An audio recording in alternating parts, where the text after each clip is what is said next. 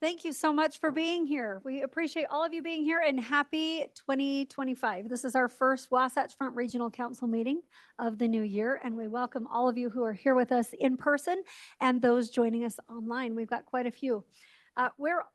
Speaking of people joining us online, we're really looking forward to hearing from some of our congressional delegation today.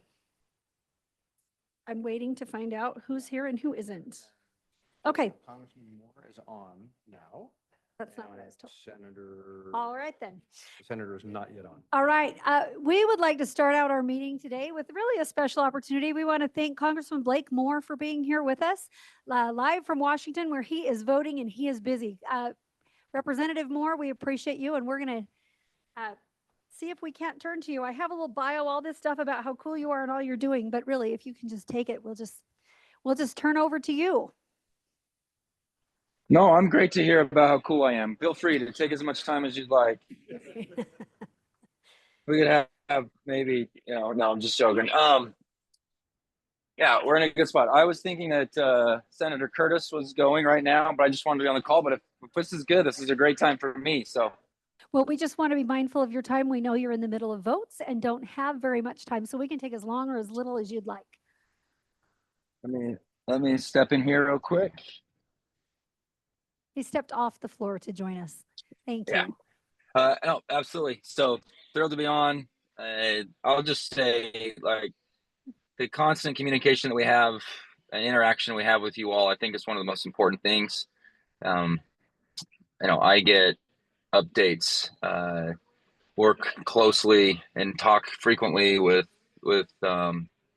Commissioner Stevenson, Gruber, and every mayor that we interact with. I mean, it's like it's a constant presence with our office.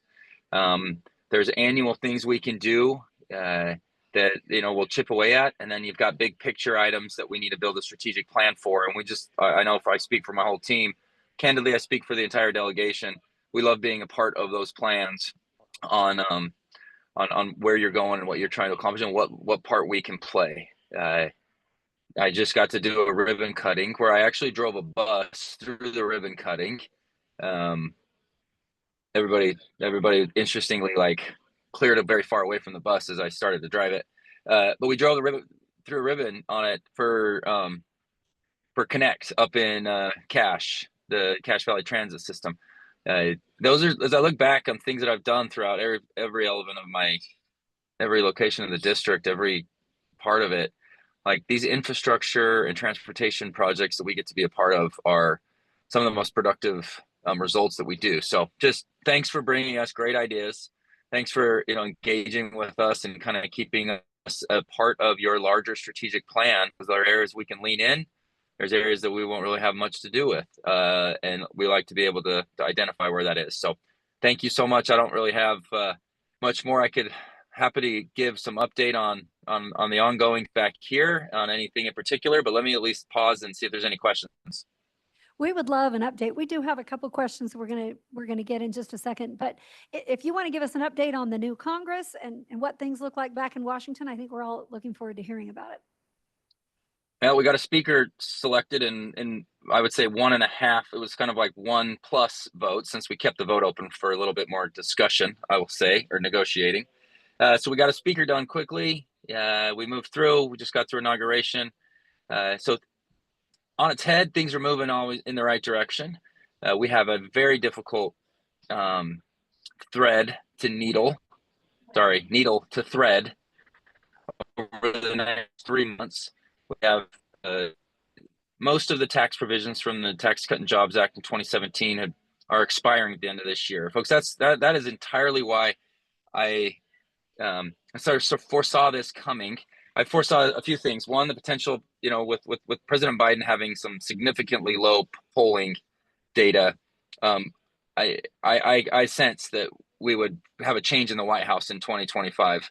And the Senate map was really good. So as long as Republicans could hold on to the House, which we barely did, we were going to be in a position when the tax cuts mostly expired at the end of this year to be able to renew and extend, and to extent what we could make permanent.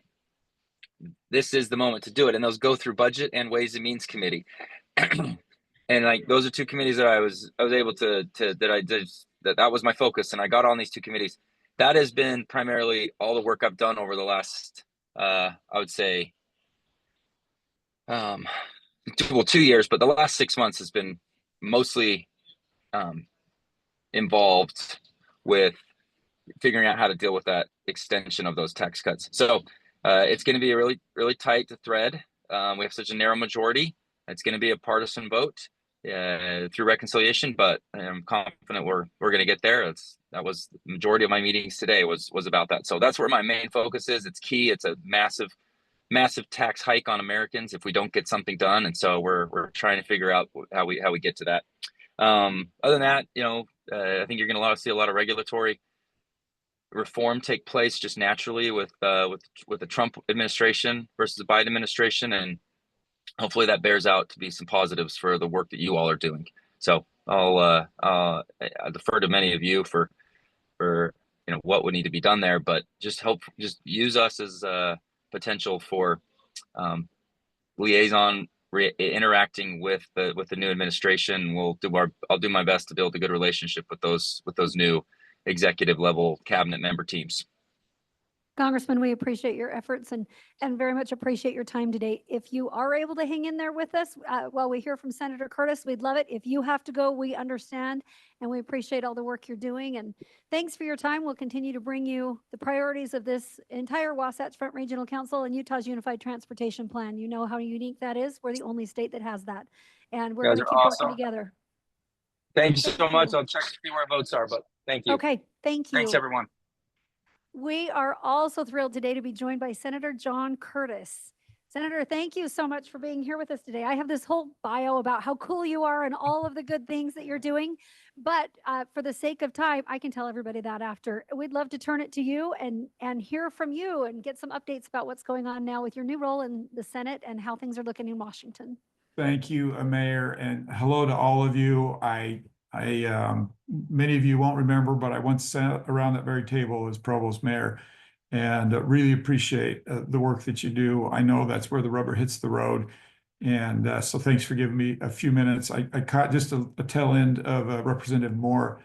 Let me just tell you, I don't think he's on the line, but he's filling a really important role for the state, and really excited about what he's doing. And quite frankly, I would say that about the entire delegation. And we are really well positioned. And I'll just give you a really good example of that. Senator Lee is chairing the ENR committee, Energy and Resources Committee. What a critical role for Utah, and it's so important to have him there. And same thing in the House, that we've diversified, I think, in a really important way to cover as many Utah issues as we can.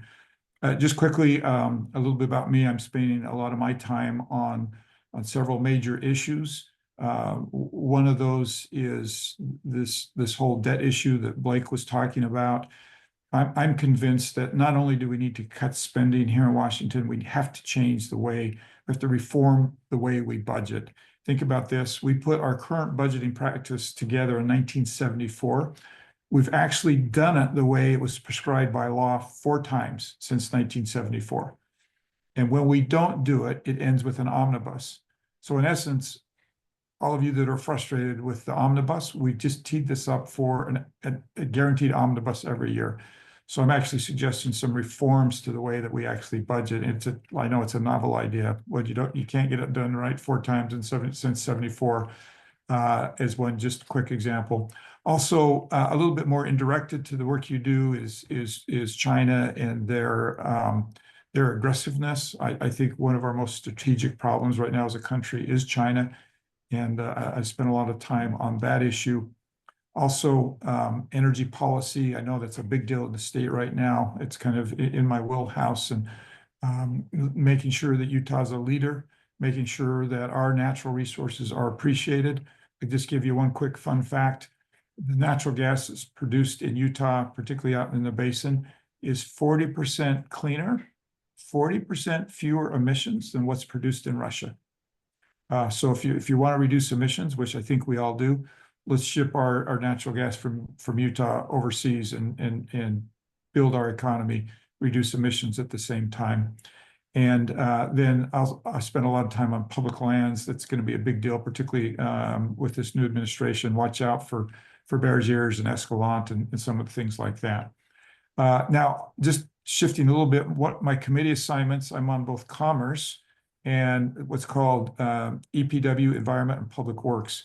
Just so you know, roads come through both of those committees, meaning the transportation issues coming up, not only with what you're working on, but the Olympics go squarely through those committees. So those were picked specifically to help a lot of the issues that you're working on. And I'm really excited to join with you on all of your issues. And then as it comes to kind of ahead with the Olympics as well, both of those committees will be very, very important, and look forward to working with you on that.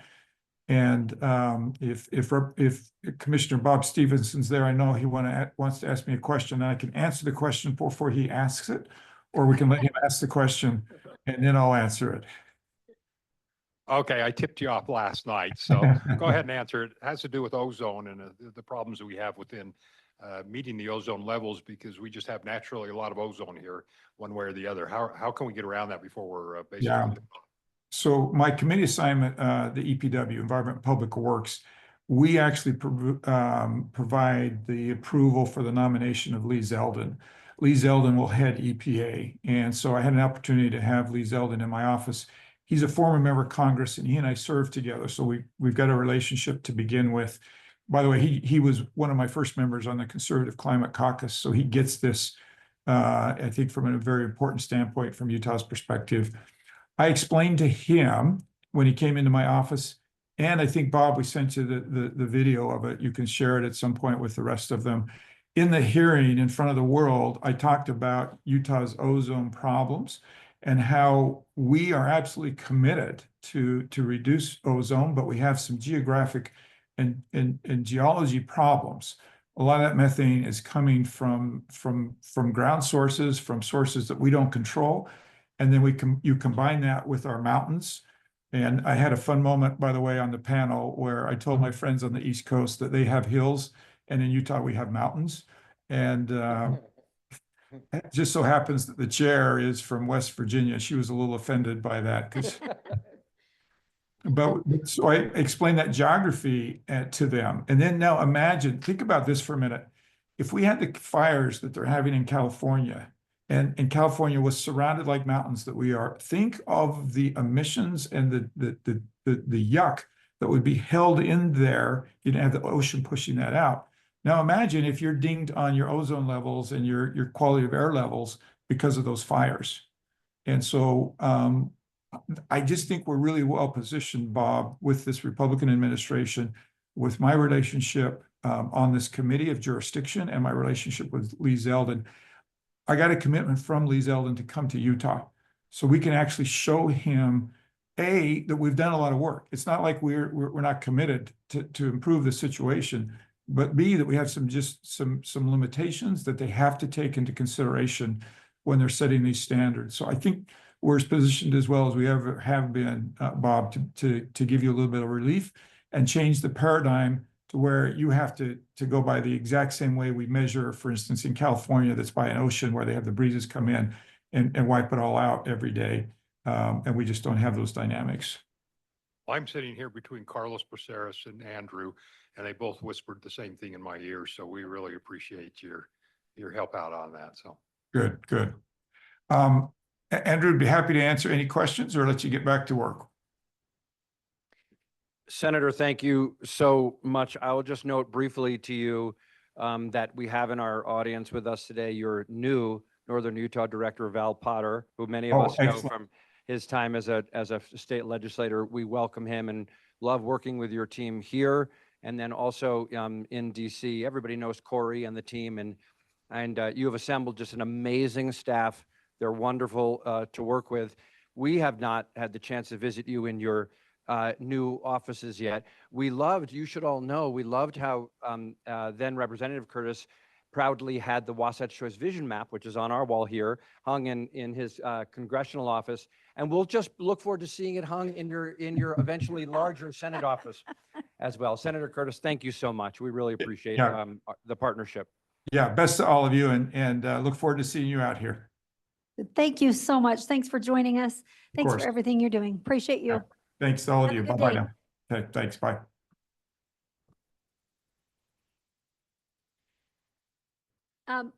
Okay, we really didn't get to talk about how cool they are, and I think we all know who they are, but just a couple of really quick highlights. Senator Curtis served 7 years in the House back in Washington, D.C., and was recently elected to replace Mitt Romney in the Senate. He was the mayor of Provo and has a lot of understanding, the best understanding probably of any of our congressional delegation of what we do. He did it for a long time. He's sat in these seats, and so I just appreciate him and bringing that local experience to Washington. It's a good thing for Utah. Also, Blake Moore, Congressman Moore, he's serving in leadership in the House. He's on the powerful, and it is, House Ways and Means and House Budget Committees. And as a member of the House leadership team, he's going to have the opportunity to also keep Utah's priorities at the forefront back in Washington and to really work with the rest of the members from Utah to get some big things done. He co-chairs the House Department of Government Efficiency Caucus. And these are significant positions. Blake's worked hard to get himself there and to be positioned to, this is the most significant leadership position a member of the House of Representatives from Utah has ever held. So we've had some great folks, and Blake's in the most prominent leadership position that a Utah House member has ever been in. So we're grateful for his efforts and for the combined efforts of all 6 of our federal delegation. They're working hard and look forward to continuing to work with them on our priorities here. Mayor, can I just briefly mention also that the senator noted this, but his service on the Environment and Public Works Committee and the Commerce committees means, as he noted, that he will have a very meaningful role to play in the development of the next surface transportation reauthorization legislation. This is key to much of the work that we do here at WFRC, UDOT, UTA, funding and policy, and we've got these folks, and we have 2 members that are on the House Transportation and Infrastructure Committee in Representative Moore and Representative Kennedy. So we are really well positioned. Owens and Kennedy. I'm sorry. Thank you. Owens, that's what I meant to say. And Kennedy. So we're really well positioned to work with our delegation, take that collaborative spirit that Utah has and move it forward in partnership with our delegation to get things done for Utah. Right. And the only one we didn't mention is Rep Malloy, and she is doing great work back in Washington. She's doing a good job. She's working hard. So good. Yeah. Thank you. Thank you. Okay. All right. Now we're going to start the way we usually do. We're going to do introductions. We'd like to start around the table. We're very sensitive to their time and appreciate their spending time with us today. It wasn't easy for either of them, but this matters to them. We appreciate that they get it, and they're not so caught up in what's happening back there that they don't have the time to visit with us here. It means a lot that they would. So let's start with Rosie. We'll go all the way around the table, and then we'll do everybody else here in the gallery, and then we'll go online with introductions. Rosie Hernandez, Wasatch Front Regional Council. Jordan Chandler, WFRC staff. Dirk Burton, Mayor of West Jordan. 2 days till the party. Carlton Christensen with the Utah Transit Authority, and Andrew, Mayor Palmer and I have a civil disobedience for Diet Mountain Dew at WFRC. So we just want to send that message to you. Duly noted. Christy Overson, Mayor of Taylorsville. That's why I'm sitting between you two. Lauren Palmer, Mayor in Harriman. Mike Wickers, Mayor of Cottonwood Heights. Beth Holbrook, Utah Transit Authority. Brandon Stenger, Clinton City Mayor. Mike Newton, Morgan County Commission. Monica Zoltansky, Sandy Mayor. I'm going straight for the hard stuff, coffee. There's no such thing as strong coffee, only weak people. Can't follow that. Tammy Tran, Kaysville City Mayor. Scott Wardle, Tooele County Council.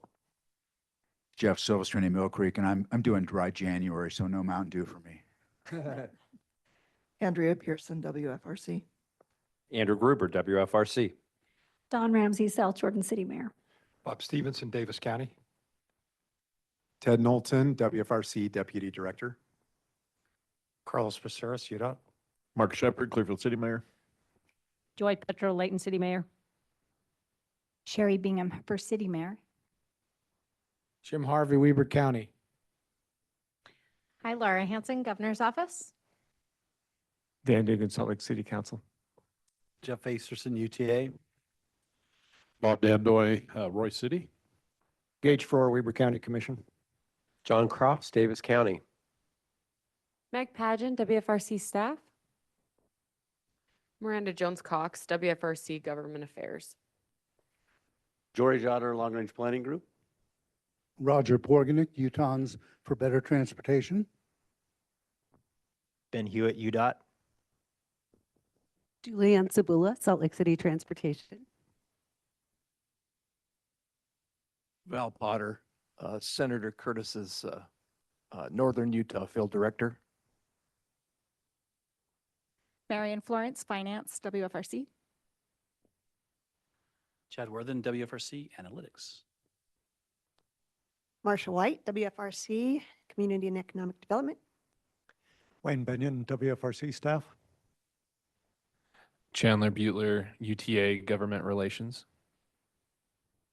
Steve Schaefermeyer, South Jordan City. Ben Withrich, WFRC staff. Hugh Van Wagenen, WFRC staff. Matt Ryan, WFRC staff. Christy Dahlberg, WFRC staff. Byron Head, WFRC staff. Ellie Spencer, WFRC staff. Bert Granberg, WFRC Analytics. Martin Jensen, Deputy CAO, Sandy City. Why does Marion get a pass? Oh, okay, I'm sorry. John A. Nardone, WFRC Communications. Thank you all for being here. We're going to go online and I'm going to look at the screen and ask everybody here to help me if there's somebody I missed, because screens like this move around. We will start with, I'm going to call on a couple of you at a time and just ask you to go in that order to let us know that you're here and who you are and where you serve. Karen Lang, let's start with you. And then, hold on, my screen just moved. And then Raylene Blocker, and then Mayor Wynn. Okay. Karen Lang, West Valley City Mayor. Raylene Blocker, Morgan County Commission. Debbie Wynn, Tooele City Mayor. Thank you. Let's go to Representative DeFay. We're thrilled to welcome you. We'll talk about that in a minute, but if you'd like to introduce yourself. And yeah. Commissioner Hamner, and then Commissioner Kamalu. Ariel, go ahead. Thanks. Yep, Representative Ariel DeFay from Davis County, representing West Kaysville, West Layton, and Syracuse. Welcome, Ariel. Maureen Kamalu, and I'm a Davis County Commissioner, but in this board, I represent Utah Association of Counties, counties of the first and second, more urban counties. Thank you. Jared Hamner, Tooele County Council. Sorry, I think I called you commissioner, and I do know that Tooele is a council, not a commission. Anyway, sorry about that. Thanks, Jared. All right, let's go Jay Fox and Ryan Levitt. Hi, Jay Fox, Executive Director, Utah Transit Authority. Ryan Levitt, I'm in Washington, D.C., Federal Government Affairs consultant to WFRC and also to UTA on this call. Thank you. Great. Thank you. And Mayor, I would just note, Madam Chair, we have a group of other folks that are participating, not as panelists, but as attendees from members of the public. Kevin Hicks from Riverton City, Nathan Chersky from Harriman City. I'm going to miss people, but Mayor Wiggle, there's a variety of other folks that are on, and we appreciate your participation. And you noted, Mayor? Yes, and we've had Laurie Stringham join us. Laurie, would you like to introduce yourself?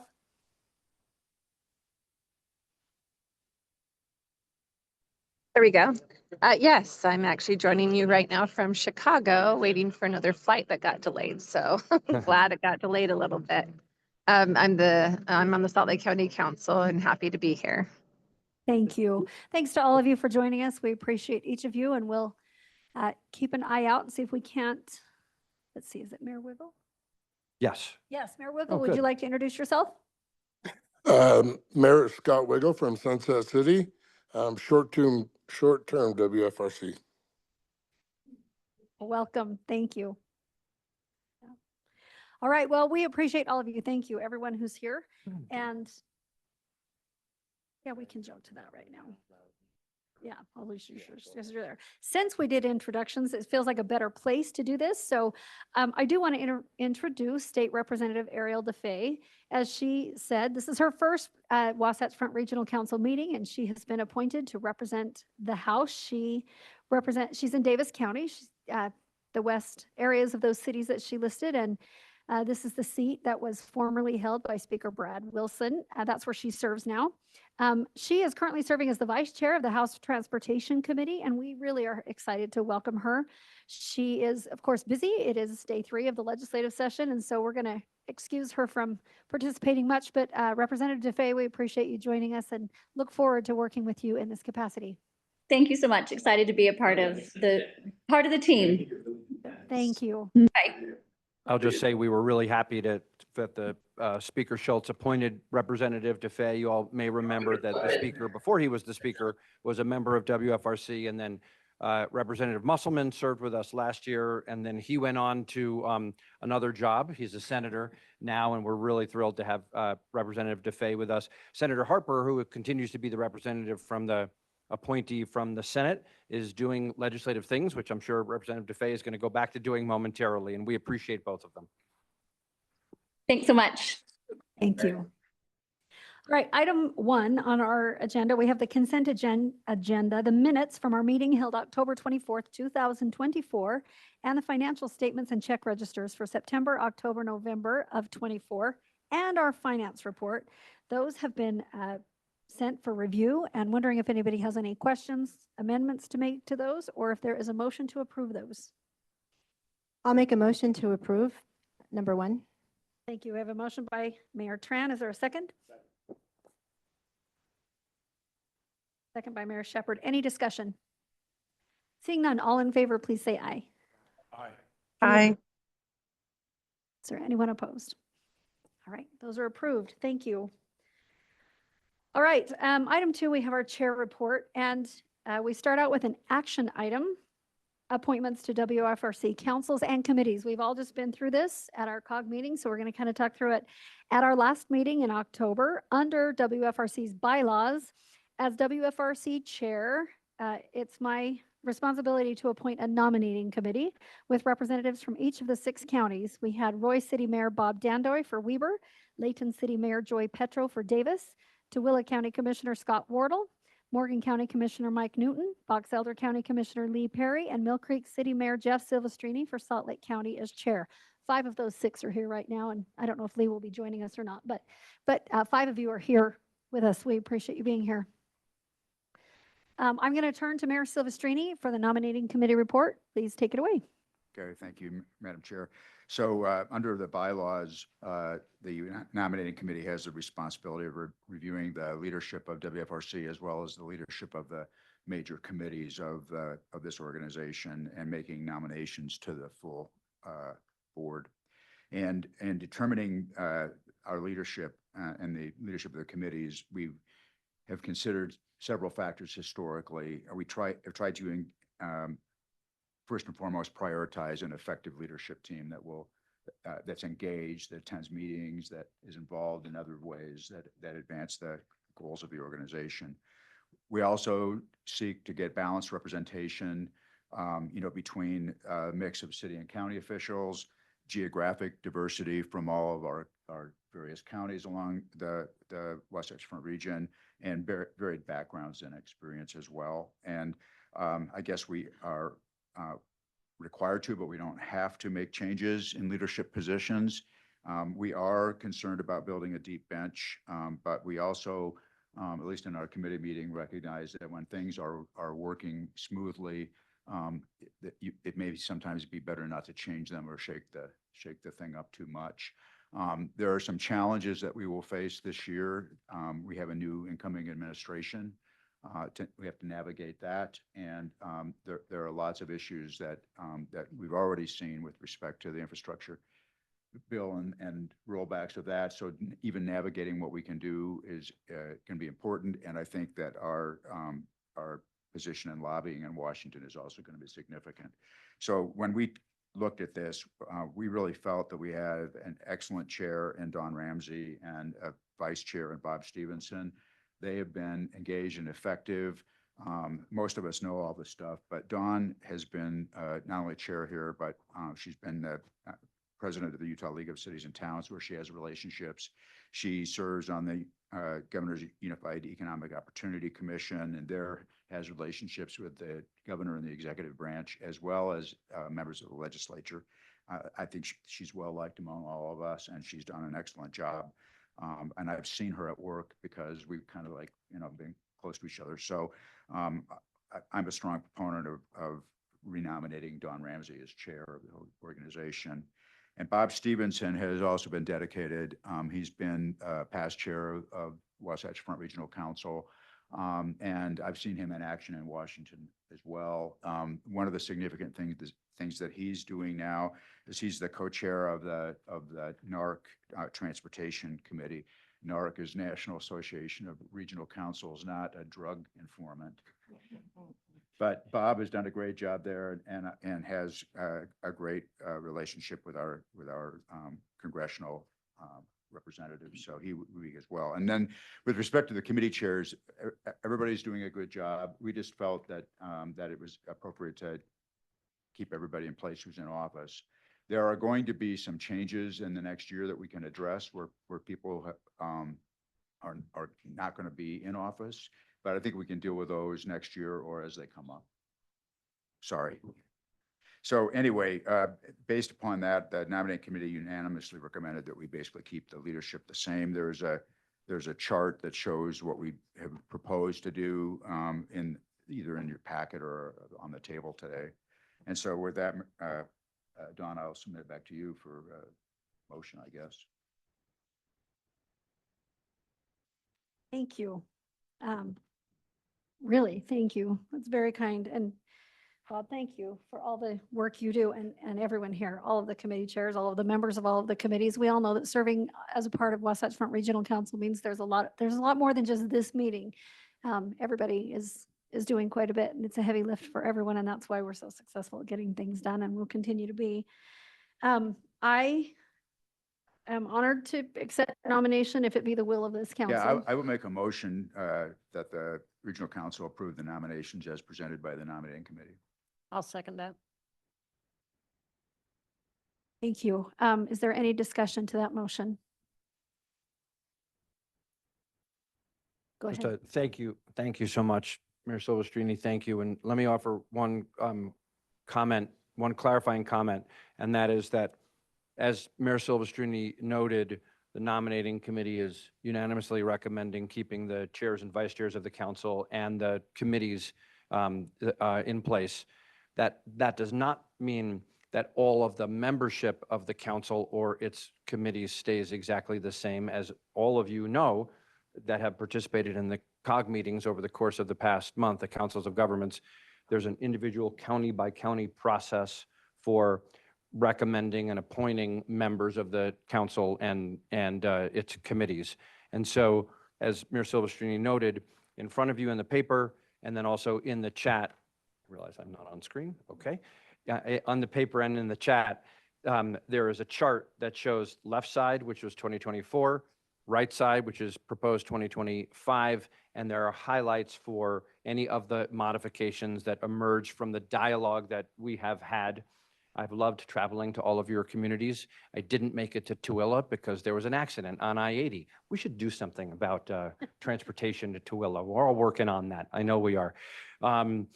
Anyway, so those modifications would be made. So just as a clarification, Mayor Silvestrini and Mayor Ramsey, it's the motion is to approve the materials as presented with the chairs and vice chairs, and then endorsing and ratifying the modifications that are reflected on the sheet to the membership. Yes? Yeah. Yes. Okay, thank you. Appreciate that, because that includes a lot of you, a lot of you here. And there will be some changes that have come through from the various COGs. Is there any other discussion to that motion? Okay, seeing none, all in favor, please say aye. Aye. Any opposed? It was Mayor Petro seconded it. Yeah. Thank you. Thank you. Mayor, and then the only other thing I would say is, I say this to you all often, but I want to say it one more time, how much we truly appreciate all of your engagement, your participation with WFRC, but much more importantly, your engagement with your communities. And we, the WFRC staff, I know I speak for UDOT, the UDOT team and the UTA team and everybody else, the league and UAC, how thrilled we are to be able to work with you and support you and partner with you in the great work that you're doing for your communities in our region. So here's to another great year of progress ahead, and thank you. And Mayor Ramsey, Madam Chair, Commissioner Stevenson, Mr. Vice Chair, you two are just individually and as a partnership, just fantastic advocates for your communities, for our region, and it's wonderful working with you, and I really look forward to continuing to work with you. So thank you so much. You're in it for exactly the right reasons. So thank you so much. Right. Not for money, not for money. Yeah. Yeah. Yeah. We did get free parking for 3 hours. Bob, did you have anything you wanted to say? Okay. Okay. Well, thank you. Thank you, all of you, for your efforts, for our combined work, and for all that we're accomplishing and all that we'll continue to accomplish. And thank you for your trust and vote of confidence in us. We'll keep working hard and doing the best we can to work with everyone so we can get the good work done. Thank you. All right. Before we move on, I want to acknowledge and thank two outgoing members. We mentioned now Senator Cal Musselman, Andrew mentioned him, who served last year, appointed from the House, and also the City of Holiday's Mayor Rob Dolly. He's been a dedicated member of WFRC since 2018. We appreciate Mayor Dolly and his service as well. He's been here for a long time, and just want to say thank you to them and appreciate all of the service they've given to this organization and the work that they do in representing their communities and their constituents. And also I want to recognize a new member. We talked about Representative DeFay. We appreciate her and look forward to working with her. And we also have Sandy City Mayor Monica Zoltansky here with us. Mayor Z has been an engaged member of WFRC's Regional Growth Committee for several years, and she has now been appointed by the Salt Lake County COG to represent Salt Lake County on the Wasatch Front Regional Council. So we want to welcome you. And do you want to take a quick second and introduce yourself? Thank you, Mayor. Well, I also want to recognize and thank Mayor Dolly for creating this opportunity for me to serve, and also recognize the support from the COG, Salt Lake County's COG, for sending me as their representative to this esteemed council. So it's an honor to be here. I'm Monica Zoltansky. I'm in my 4th year now in my first term as mayor of Sandy City. I served on the city council for 2 years before that. I just was a girl riding her horse in Dimple Dell wearing a red cowboy hat, trying to advocate for the preservation of Dimple Dell Park. So it's really my horses that brought me into public service, and that's why I'm often seen with my red cowboy hat. I'm a horse girl at heart and very committed to local government. Sandy, I'm just so proud of our city. We embarked on a complete master plan overhaul with the support of Wasatch Front Regional Council to help us fund our general plan review. 2 weeks ago, our city council adopted our new general plan, the Sandy Pace of Progress.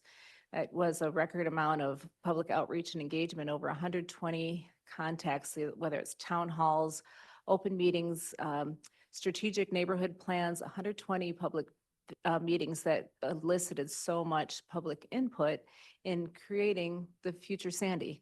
So immense public support, and we're really embracing our opportunities for future growth, which include the highly anticipated NHL training facility that is being built at Southtown Mall, the development of our Cairns district, connecting Monroe Street and all phases of Monroe Street, and opportunities for station area plans to connect, enhance livability around our transit stops. So look forward to participating here on the council with all of you. Thanks for having me. Thank you for being here. Welcome. And real quick, thanks again to our nominating committee. It's extra time. It's more meetings, it's more time, it's more work and more research and more decisions and talking to your colleagues and trying to really fill out what should happen. Thank you. Thank you for your willingness to do that. And It was so hard to nominate you guys. well, I proudly have nothing to do with the nominating committee. And I just appreciate your extra time and all your extra work and your vote of confidence. Thank you. And as a final note, the WFRC staff will be reaching out to all of the council members to make sure that they have our updated photos for WFRC. I think that's their gentle way of saying, we don't want your 2018 photo anymore, Mayor Ramsey. It's time to update it because you don't look like that anymore. So I get it. It's fine.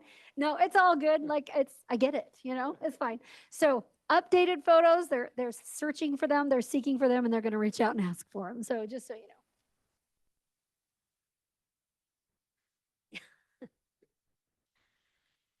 Okay, item 2B, we have an action item, our legislative session and congressional overview.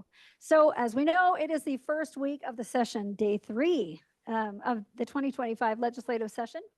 And we are grateful to have Miranda Jones-Cox here. She is our government affairs manager for WFRC. She's going to give us an update about the session, specifically on issues that relate to our work here at WFRC.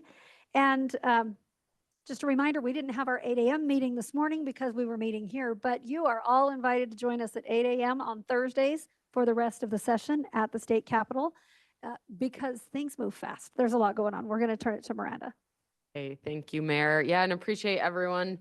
I hope some additional folks are online who normally tune into our Thursday morning meetings. And if you don't receive those invites for those meetings and you're interested in joining us up at the Capitol or on Zoom, we'd love to have you at those. It's an opportunity for us to share, like I am now, a little bit about what is happening as we make our way through the session. But it's here. It comes quicker and quicker every year, I feel like. And many of you we know are very engaged and involved, not only with WFRC and our government affairs work, but also with our other partner organizations at Utah League of Cities and Towns, Utah Association of Counties, et cetera. And as we do our work up on the Hill, we rely heavily upon those partners to make sure that we're aligned together with our approach to things happening up on the Hill. So I just want to remind everyone, again, what is our role up on the Hill? And as Andrew and I are up there for the 45 long days, what are we doing on your behalf? So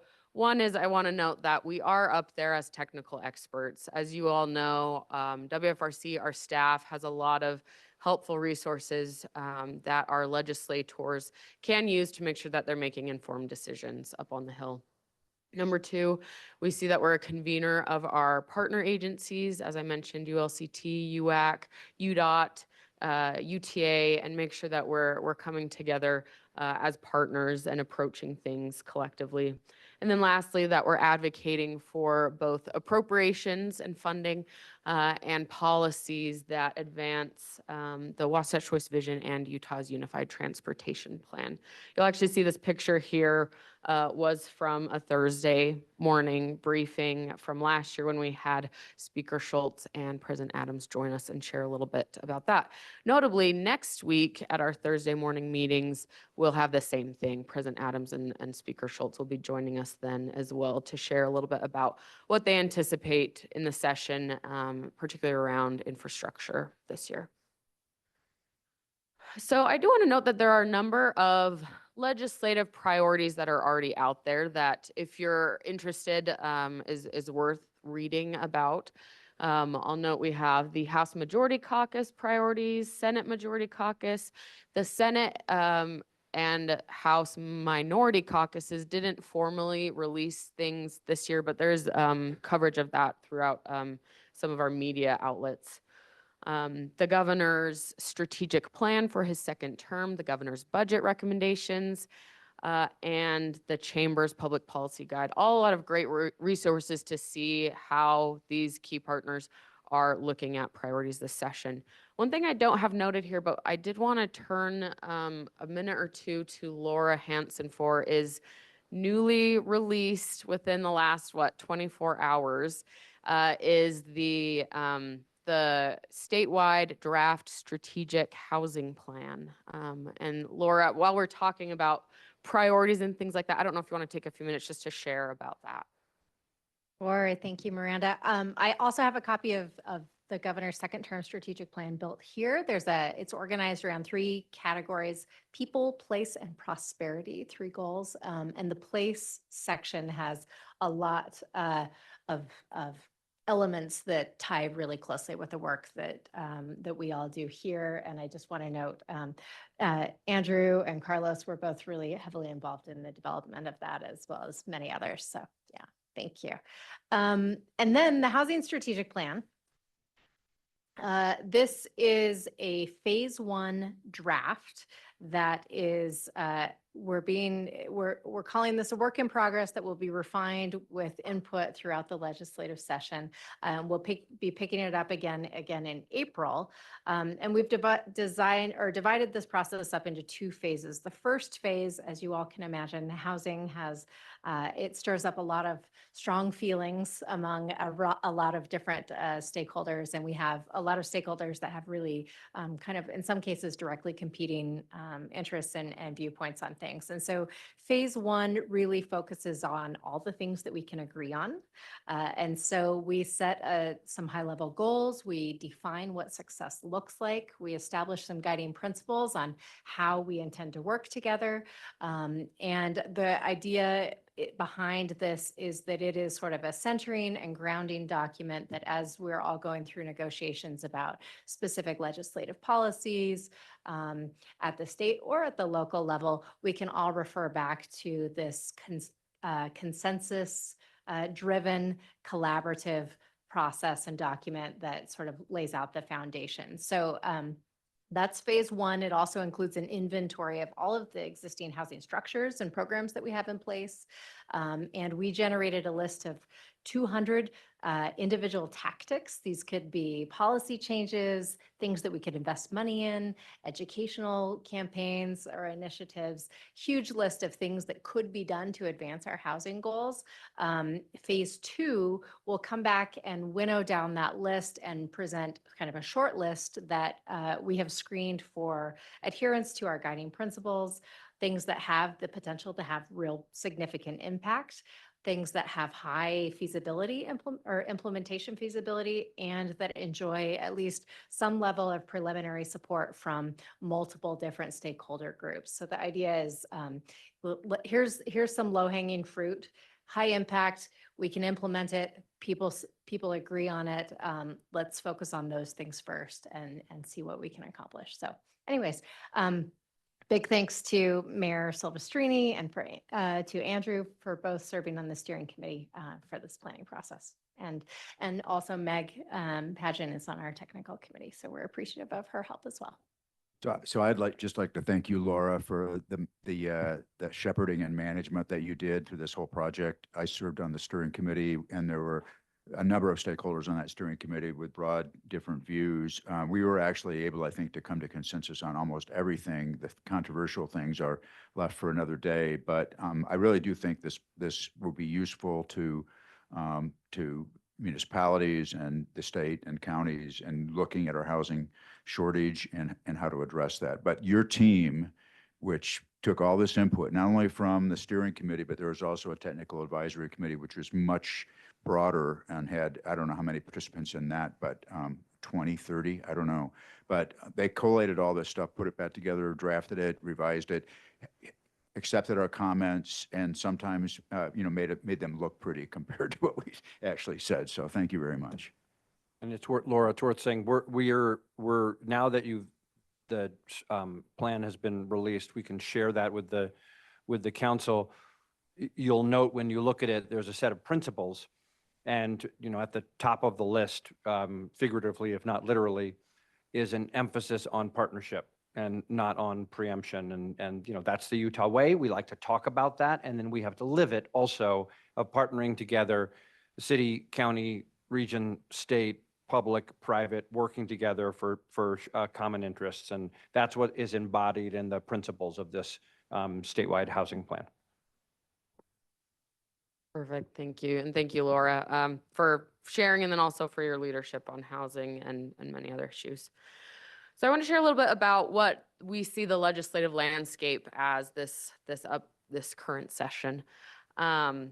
I'll note this first one, a socks and underwear year, an interesting term, but this is something, do you have something to say? I'm going to say we mean it this year. You've heard that the last couple of years, but yes, it's real this year. We hear it regularly from the executive appropriation chairs, and they said socks and underwear. I heard somewhere else Jerry Stevenson say socks or underwear. And then Andrew even corrected me once saying it's not only socks and underwear, it's a dirty socks and underwear wear, which was a little gross, but Well, and he nonetheless. said socks, underwear, and you have to clean them yourselves. You have to clean So- There's not a lot of money this year. There's not a lot of surplus, as we've seen in years past from a lot of federal investment that has kind of spurred the economy. And now we're at minimal levels of state surplus to fund new programs and, potentially some existing programs. So something to keep in mind when we're looking at appropriations. New members, you'll see that the House of Representatives and Senate have a number of new members. As many of our other partners like to encourage to get to know your legislators in your respective areas. It's always helpful building those relationships, and we try to do that as well. A few things that is being mentioned from both the Senate and the House: tax cuts. They've already set funding aside for tax cuts before session even began. Higher education reform, that's a big one. Housing, as we just discussed, continues to be a key priority for the legislature going into the session. And then more so than before, energy. There's a really there's a lot of energy behind energy this session. So all things worth noting. And I'll note here, one thing we're not seeing on this list is transportation. And that's okay for various reasons. I want to highlight that over the past 4 years, we have seen a significant amount of new, some ongoing, some one-time funding going into our transportation system. So you'll see here roughly $5 billion of new money going into transportation. And we're now, I guess, seeing the benefits of that. We're now administering those programs, right? This is funding for transit projects, the double tracking of Front Runner, Point of the Mountain Transit. This is, paying down debt. This is adding additional capacity to UDOT's transportation program. So we really have seen a lot of significant investment, and not to say that we won't see more, right? Both Speaker and President are very pro transportation, very pro infrastructure. And I wouldn't be surprised if there's something in the state's budget this year of, some new funding going into transportation. Andrew, you look like you're wanting to share something. No? Oh, sure. You just maybe always have that look. Yeah, maybe. I just wanted to note, as you're going through this, the really truly remarkable investment in our transportation system. I see Ben Hewitt from UDOT over there, and I think about the amazing job that the entire UDOT team is doing in managing the largest investment program that the state has ever had in transportation. And it's multimodal. You noted this: roadway investment, the collaboration between UDOT and UTA on transit investment, investment in trails, state investment in trails in a really meaningful way for the first time. And it's this type of thing that helps us continue to have great quality of life. And then doing that in collaboration and in partnership with the local communities. I'll bet every one of you could say right now, well, I'll give you another project I'd like to have done. And that collaboration via our organization and other organizations, so that we chart a common path forward with all of this investment, is really important, and it serves Utah well. So thank you. Thanks, Andrew. We're in a really great spot. And we do look forward to hopefully additional investment moving forward. Also looking back, there have been a lot of key policy changes or new programs stood up over the last several years, including first home investment zones, stationary and planning, changes to local option sales taxes, the quarters, if you will, active transportation investment fund, Andrew mentioned that, and an ongoing funding source for trails throughout the state. Transportation reinvestment zones. There's really been a number of these key policies, and we'll see what else is on the horizon this session. So we don't really have the time to go in depth into any of the bills that are out there proposed or are pending. I will note that in our council materials, we did send out the bill tracker so that you guys had the opportunity to look at it. And on our bill tracker, we'll get to that in a second, but we will note positions and summaries of staff recommendations, and then supported by council members of where we're at on legislation. So I just want to highlight a few topics or bills that we're either anticipating or have seen. Technical changes to some of those existing programs I just mentioned, like FIS, HTRZ, station area plans, advanced air mobility, corridor preservation, changes to transit, bike lanes, and then the slew of housing bills. This doesn't even mention all of them, right? There's so many out there already, and I know that many of you are involved in understanding the impacts of those on your areas and your communities. But I do recommend looking at the bill tracker to get a little more information on where we're at on some of these pieces of legislation. To that point, on our government affairs webpage on our website, you can find a number of helpful resources, including our bill tracker, our appropriations tracker. I'll show that here in a moment. Each week, I send out a government affairs email update during the session, sharing what is happening that week, what you need to know, what you missed, and hope those can be of help to you. And so you can find all these resources on our website, and then I think folks are also dropping that in the chat as well. Before I get to the action we need to take on the bill tracker and kind of looking back to what some of Representative Moore and Senator Curtis shared during their opening remarks at our meeting, is federal policy development. And I just wanted to note kind of where we're at on federal things, coming into a new administration, coming into a new Congress, and looking ahead to the next transportation authorization. So this is the federal bill that ultimately provides the funding that we use here at WFRC, that our partners at UDOT and UTA use to do the planning and the work that we do. And so the authorization is set to expire in 2026, and we're already putting together what principles, what priorities we have going into that. We're working with our federal partners at the National Association of Regional Councils, the Association of Metropolitan Planning Organizations, and then working closely with our Utah transportation partners to proactively think about what the next authorization bill should look like. So with that, we have a number of draft principles that we're approaching these discussions with those partners and with our delegation members, and want to highlight those 5 principles. A long-term and timely authorization, meaning that we can plan on and expect that we will have the funding we need when we need it. It has happened before. Congress has kicked the can down the road on authorizations, and so asking that this authorization is done on time.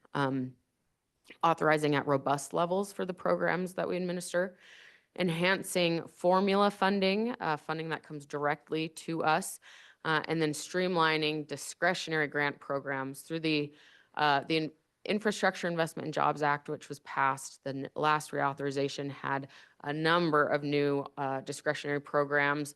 Laura, our infrastructure czar, if you will, at the state, is very aware and acquainted with how those funds are being sought after by our different communities. And so looking at, what programs make sense to keep, what programs maybe don't make sense to keep. A sustainable funding mechanism, and then streamlining our processes moving forward. So these principles are what we're kind of approaching those federal discussions with. So just wanted to make sure folks were aware that those conversations are happening and will continue to happen over the next year plus. So with that, I want to quickly share. I mentioned the appropriations tracker. This is a little slim right now. But we like to try and compile the various appropriation requests that are out there. through the various appropriation subcommittees, transportation infrastructure primarily being the one where a lot of these are at, economic development as well. So as we get more information about these requests and as I start pouring through them a bit more over the weekend, I hope this will be a little bit more built out for you to be aware of. Andrew. On transportation budgets, if Yeah. you really are interested in this topic, what you can do tomorrow morning is you can go to the new Transportation and Infrastructure Appropriations Subcommittee at the Capitol. We'll be there. Won't you all be there? Because Carlos and Ben and the team, no, you don't want everybody there? You welcome them, I'm sure. They'll be presenting to the Appropriations Subcommittee the UDOT budget. And if you want to understand the way the state budget works for transportation, listening to or going back and listening to it, it's a really, every year, it's a very helpful and very comprehensive presentation about why the state invests in the way that it does, why UDOT is, and how UDOT is structured, and the outcomes that come from all of that investment. It's a really terrific presentation. No pressure, Carlos. But it's really, if you're into this stuff, it's really worth attending or listening to. Thanks, Andrew. Great reminder. And so lastly, I want to turn our attention to WFRC's bill tracker. Like Mayor Ramsey had mentioned, we generally look for vote of approval or discussion on the bills within the bill tracker. Like I mentioned, we had sent them out in council materials. So here's just a preview of kind of what you can see on the bill tracker, including the bill description, and then notably over on the right-hand columns, you'll see our position, TBD, meaning we're still getting more information about the impacts of this bill. We're still coordinating with our partners to understand what we can anticipate here, or it might just be a little too early to really have an opinion. And then a priority, how important in the scheme of things are these bills to the work that we do at WFRC? We, of course, aren't involved or engaged in every single one of these bills, but they all seem to have a bit of a crossover overlap in the work that we do. So with that, I'm happy to welcome any discussion about any of the bills in the tracker, or maybe I'll just turn the time over to you, Mayor Ramsey, for an action on that item. So. Okay, unless anyone has any specific questions about any of those bills up there. It is so early, we did not meet this morning because it's kind of too early to know where these are going to go. But as we said, we would invite you and encourage you to join us on Thursday mornings. We meet in the Aspen Room on the first floor of the Senate building from 8 to 9 a.m. There's also an electronic link, but we do get comprehensive updates and take our positions on bills and make those decisions in those meetings. So if you're able to join us, it's a lot of good work happening. And as a reminder, next Thursday, President Adams and Speaker Schultz will be joining us, and it'll be a good opportunity to hear from them, maybe ask them a few questions and get an understanding directly from them next week, kind of where they're at, what Mayor, they're thinking. I'm sorry to interrupt. Before entertaining a motion, can I just note, I'm going to emphasize something that Miranda said.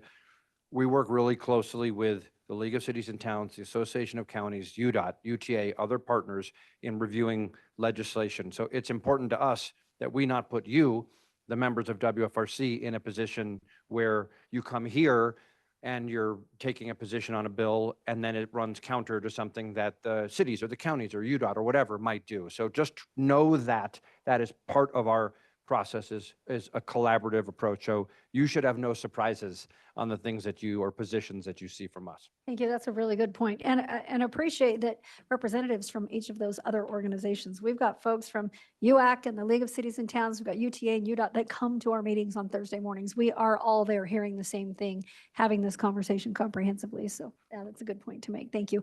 Does anyone have a question specifically on anything up there right now? Please, Mayor Burton. On HB 291, the league discussed that slightly yesterday. That's the one that provides a recall to one elected position in the entire state, which is the mayor. And I see we haven't taken a position on that as the Wasatch Front Regional Council, but I would recommend opposition to that one from this mayor. The league hasn't taken any position on it yet. It came up high level yesterday, and I asked a little bit more about it in that policy meeting, and we got a little more information. It'll be interesting to see where that goes. Probably too early to know yet. Tracking that closely. Thank you. Any other questions? Okay, seeing none, is there a motion to endorse the recommended positions, which are really all TBD for the most part, except there's some that we know we support.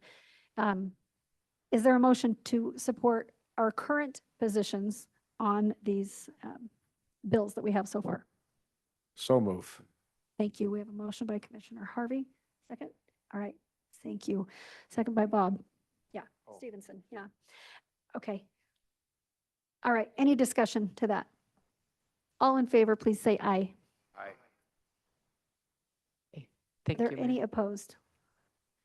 That's our current position, and we look forward to updating those every week as we get more information and things evolve. Thank you so much, Miranda. Appreciate it. All right. Next, we have our public comment period. We are going to turn and see if there's anyone here in person first that would like to speak to the council. If so, we ask that you give us your name and your information for the public record.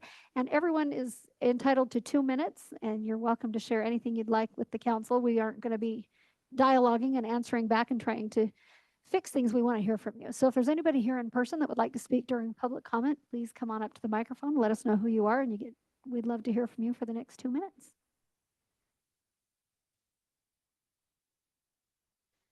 All right, I'm not seeing anyone here in person that is clamoring to get to the mic. Is there anyone online? If you're online and would like to speak in public comment, I'm going to ask you to please turn on your camera and give us a wave so that we know we can call on you. For those of you that want to make a public comment, if you could raise your hand, then I will give you Great. the opportunity to Yes. speak. Thank you. Push the raise my hand button so we know.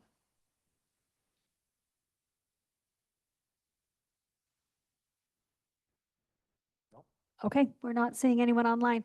All right, thank you. We're going to close our public comment period and move to item 4. Our Transportation Coordinating Committee will turn to Mark Shepard. Mayor Shepard, the time is yours. Thank you, Madam Chair. We have 2 items on our agenda today, 4A and 4B. I'm going to turn the time over to Ben Withridge to cover those for us. Thank you, Mayor. Good afternoon, everyone. This morning, as I was going through and review, as our, I forgot even what we call this, but as our brand comes up for the Transportation Improvement Program, I thought and felt that there needs to be a theme song. So we'll work on that in just a little while. So when that comes up, or if you hear it, you can relate right back to where we are here, and that's the Transportation Improvement Program.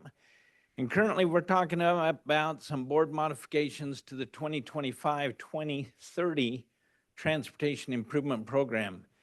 In your packet, there was a copy of the resolution and a table of the projects that was reviewed and looked at from Transcom. Prior to jumping to that resolution, it's important to remember that the Transportation Improvement Program implements all of the long-range plans for the highways, the transit, the active transportation projects. The Transportation Improvement Program, it helps us meet the short-range needs, and it also has all the projects that provide for the maintenance of our existing transportation system. So it's an essential document that we need to be aware of and alert of the projects that are going in and out of that particular document. So back in November, Transcom had a board modification before them of projects that were either new to the program or receiving adjustments in their funding or to the change of the scope of the project. That resolution with those projects are included in the meeting materials for your information. Is that all right, Mr. Mayor, to go on to 4B? Thank you. So now also before you then today is we have some additional projects to be reviewed and approved for a board modification. This is the 3rd modification to this document since it was approved in August.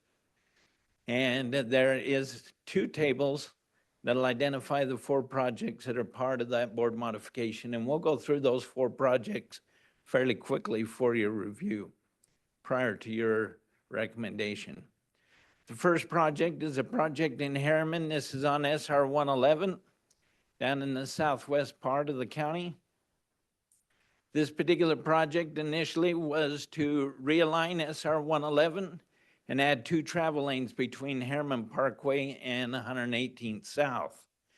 During the environmental document and the design, it was identified that there needed to be a scope change to this project, that it would realign and add 2 travel lanes, but it would go from the Harriman Parkway up to the South Jordan Parkway. It would also attach from Harriman Boulevard from its existing location at 6400 West out to the SR 111. So with that request and the scope change and the request for the additional funds, it brings in an additional $19 million to the project with the total project cost of $90 million. Those additional funds are coming from the state transportation investment funds. The next project that we'll look at is a project up in Weber County. This is on Riverdale, in the Riverdale area. This is up and around I-84. This is concerning some bridge replacements in that area. There are 3 bridges. There's a bridge over I-15, and then there's 2 other bridges over a local facility. As the department identified these bridges that needed to be replaced, Riverdale has some development that's going on in the area, and they approached UDOT and asked if they would widen those structures while they're in the process. So this request is to add additional funds to the structures or to the project so that the structures can be widened to address the growth and the development that will take place in that area. So we do have a scope change, and there's additional funds to this project. Some of the additional funds are coming from Riverdale at 2.2 million, and the department's bringing an additional 2.6 million to the project, bringing 4.8 million more, bringing us a total project cost of $26.8 million.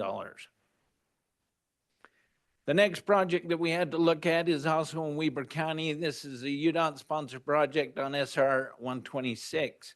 This was originally a pavement preservation project in this area from 12th Street up to where 1900 West or SR 126 ties in at 89. As they were out on the project and evaluating the project for the improvements, you can see a couple of the pictures here of the existing pavement. With the intent to preserve the pavement, it was identified that the deterioration in the pavement had advanced a lot further than was anticipated. In addition to that, there was some look at the bridge deck there as where 126 goes over I-15 and joins up to 89. That bridge deck also required additional treatments as well as the approach pads on the ramps. And so the request was to add additional funds as well as address the bridge deck itself. And so this project is bringing 1.8+ million more to the project for a total project cost of $7.1+ million. That brings us to the second table that's included in your materials. This project here is a statewide project. It's a project to address the highway lighting. Many of you, I'm sure, have been driving on a facility where it's been a little difficult to see. The intent of this is to improve the street lighting along. UDOT has over 415 lighting systems on the highways, which is equate to about 6,700, is that right, Ben, if I remember? 6,700 street lights. There was a study done, there's about 40% over the total network that has some issues or concerns. So this project is new to the tip. What this project will do is identify, diagnose, and repair those facilities so that all of those lights are functioning properly. So this project is new to the program for $1.8 million for that total project cost. Those are all of the projects for this board modification, Mr. Mayor. Thank you, Ben. I was just going to ask, we have some questions, but trustee? Yeah, I just more out of curiosity, Carlos or Ben, have you guys gone to like a standard kind of lighting efficiency and also just even the sort of light pollution concept of having that light focus. And I just wondered, as you're looking at this, is that part of it? Okay. Yes. Yeah, thank you, Carlton, for that. Yes, absolutely. We did that many, many years ago. We're using all LEDs and we do dark sky lighting approved techniques. So yes, we've been doing that for probably 15, 20 years. But I did want to, if I could, Mr. Mayor, on this item, because this is coupled with a budget request that we're going to be putting in front of the legislature this year. And there's also a component that we're going to be, we talked to the league about this, but we're going to also be talking to the legislature. This first project is for just the projects on basically the interstate system. And I'm sure all of you are well aware that on UDOT arterials, where we have traffic signals, the lights that are over the top of it, the local jurisdiction actually is responsible for maintaining those and paying for the electric bill. And we're seeing a lot of those lights are out. And so our proposal is actually to the legislature is, our commission approved this initial amount here for this project for just the interstate lights. If the legislature agrees with our proposal, and the proposal is that we then take over responsibility for the lighting bill and the maintenance of those lights on the state highways that are over, don't get too excited, Mayor, I still have to get it to the legislature. That, so we're not here trying to take over your responsibility, but it feels like we could better have be more responsible for making sure the lights are lit.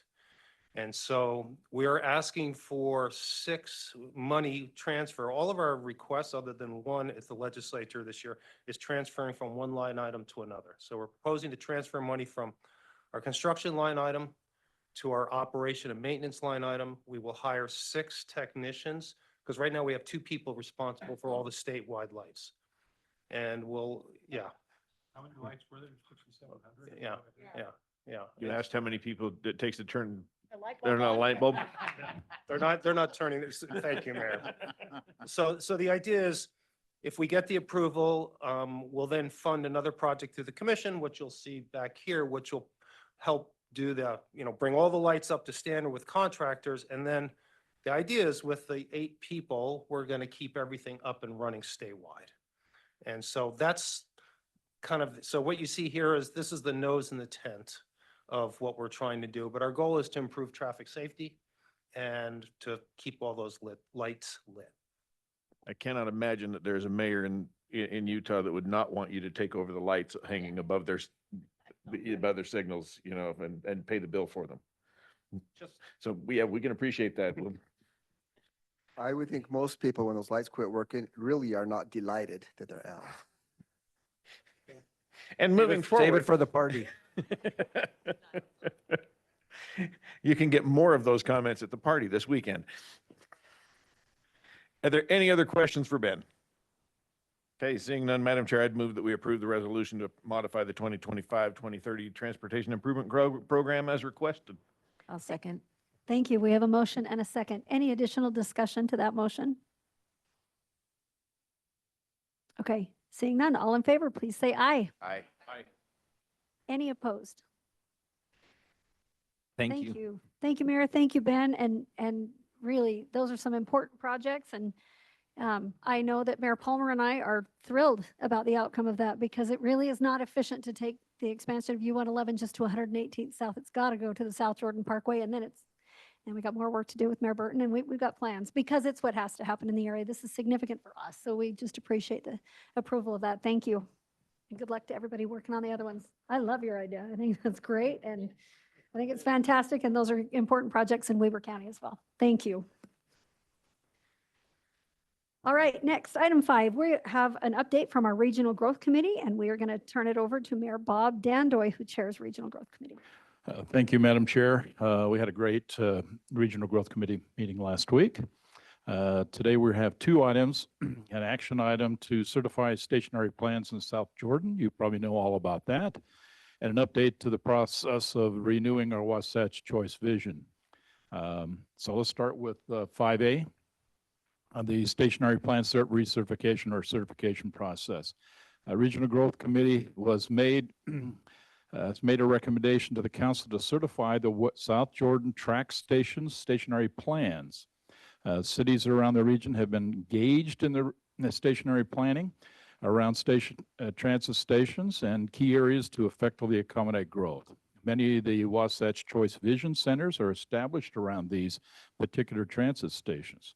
Now, under bill, and you probably know this, under House Bill 462 from 2022, cities with transit stations are required to develop stationary plans. Cities decide how to do it, which is a great opportunity, and therefore maintain their local control over it, while planning these increases in housing availabilities and around these stations. Now, Wasatch Regional Council is giving the responsibility then to certify these stationary plans to satisfy the statutory requirements. Now, Meg's going to lead us in the conversation and discussion, so we'll turn the time, Mayor, over to her. Thank you, Mayor Dandoy. It's a pleasure to be in front of you all in 2025, which is a big year for station area planning. We have deadlines for most of your cities or for any city with station area planning requirements. We have big deadlines in 2025. So there will be a lot of this year. I'll start by reminding you what station area planning is, why we're doing it, and then we'll turn over to our South Jordan Tracks station area plan and learn about that one. So station area planning began in 2022 with House Bill 462. It came out of a housing initiative, right? Driving growth toward the most accessible places in our region, and that's certainly transit stations. There are 4 goals of station area planning. That is to increase the availability and affordability of housing, to promote sustainable environmental conditions, to enhance access to opportunities, and to increase transportation choices and connections. Cities with a station that is fixed rail need to plan within a half-mile radius of that fixed rail. If that radius crosses into another community, that community has to plan as well. And with a bus rapid transit station, the radius is a 1/4 mile. So we're helping cities around the region produce these plans within the required areas. These plans need to have 5 components. That is the vision. They need to have a map. They need to have a 5-year implementation plan. And that's a big piece. That says what your city and your partners, UTA, UDOT, right, what everyone's going to do to make that plan come to life, at least the actions within the next 5 years. It needs to have a statement describing how those 4 objectives within the state code are met. And it needs to involve stakeholders and the public. MPOs, MAG and Mountain Land Association of Governments down in Utah County and WFRC are working with GOEO and UTA with some technical assistance funds. We have $5 million shared between the 2 regions. We've awarded more than 3.5 of that. So we're down to just under 1.5 million remaining. And we have a lot of work to do in 2025. We're hoping that funding gets us through, especially this big push this year, and we're able to help all of your communities. But if you do have a station area plan that needs to begin, please go ahead and apply for that funding as soon as you can. Okay, let's go to a quick progress update.